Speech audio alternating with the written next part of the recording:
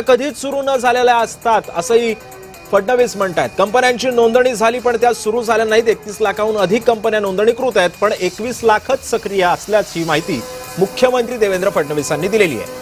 नौख्यांनी सोयीनं अर्थ काढला, तुम्ही ज्येष्ठ आहात, गैरसमज होऊ नये असा टोला सुद्धा मुख्यमंत्र्यांनी पवारांना लगावलाय।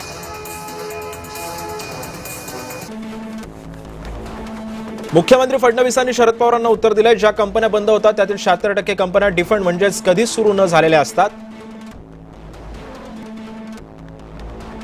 छत्रपती शिवाजी महाराजांचा महाराष्ट्र क्रमांक 1 वर होता आणि कायम 1 वरतीच असेल। देशामध्ये 31 लाखाहून अधिक कंपन्या रजिस्टर्ड आहेत, त्यापैकी 21 लाख आज सक्रिय आहेत।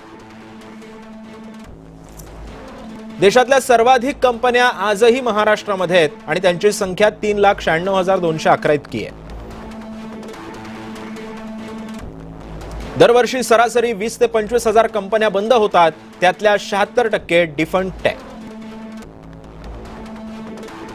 दरवर्षी देशामध्ये 1 लाख कंपन्यांची नोंद होते, त्यामध्ये महाराष्ट्र नंबर 1 आहे।